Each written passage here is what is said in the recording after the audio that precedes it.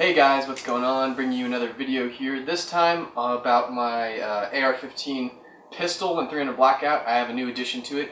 Mainly it's the Nitecore P05 flashlight, which is an awesome little flashlight I'm excited to tell you guys about because Nitecore doesn't really get a lot of love, but it is an amazing, especially rifle flashlight for your weapons because of the unique system it has and how cheap it is compared to other flashlight options out there. So I'll go ahead and get into it. I chose the P05 right here because it is a very lightweight, small flashlight, but it also still has that 500 lumen output. So it's very bright, very powerful, definitely more than what you need for an indoor environment, but it can also reach out to around 100 meters or so in an outdoor environment to properly illuminate your targets. So that was a very important part about having a weapon light for me on my 300 blackout pistol.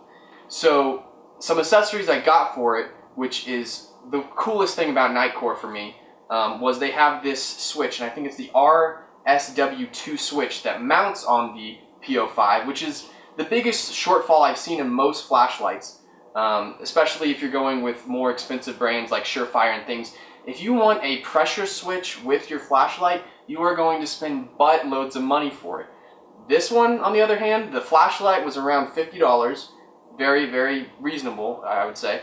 And the pressure switch they have for it is only $25. So you're looking at $75 for the entire package, and then if you want to get into the flashlight mount, you can spend another $15, I think I did, on this one. So it's a very cheap weapon light solution.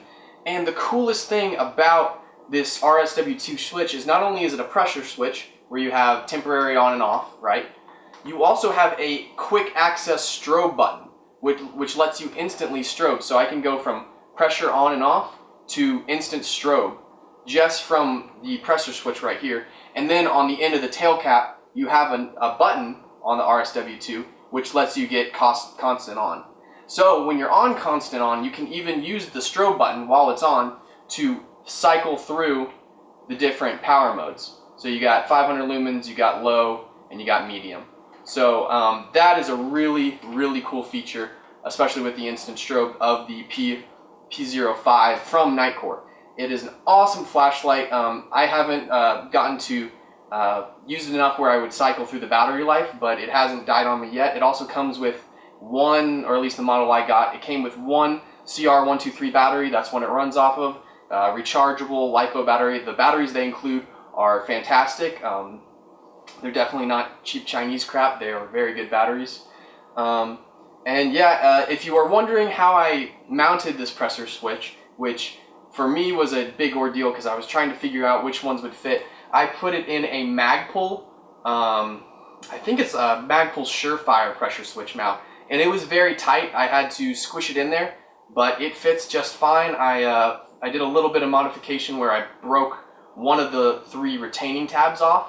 I'll go ahead and give you a close-up, but I broke off 2 of those tabs just so I can hit the strobe button easier.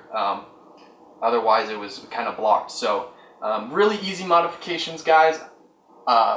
Wonderful platform. I'll go ahead and talk about the last piece of my weapons flashlight system, which is the UTG offset mount, which is an awesome mount that mounts directly to M-LOK, which is something I really wanted. I didn't want to add the extra bulk of having not only a M-LOK rail section on there and then a mount on top of it. I wanted it to mount straight to M-LOK. I think I got it for around $15 or $16. You can find it on Amazon. It's a nice machined aluminum piece. It really does feel like a quality piece. You know, UTG sometimes has a bad name, but this is a wonderful machined aluminum piece. It's pretty dang lightweight. I'll tell you, my entire system right here, and I'll roll in some video, is around 6.8 ounces for the entire flashlight system.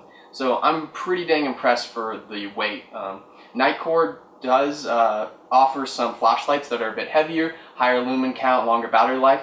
But for me, especially on an AR-15 pistol, and especially because I have the suppressor up here, I wanted to keep it as lightweight as possible because of that extra weight for the suppressor.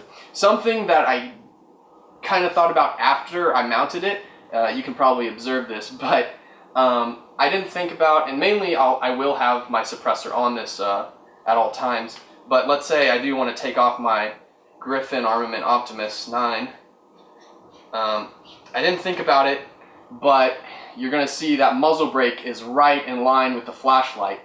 So I kind of have two options there, where I can either move the flashlight mount back, or give me a second here. So I can either move the flashlight back, which I could definitely do. It might mess up a little bit with my handhold, or I can leave the taper mount attachment on here, and I have some thread protectors where Griffin Armament sells this as a forward, what do you call it? A muzzle brake can, you know, to direct the gases forward.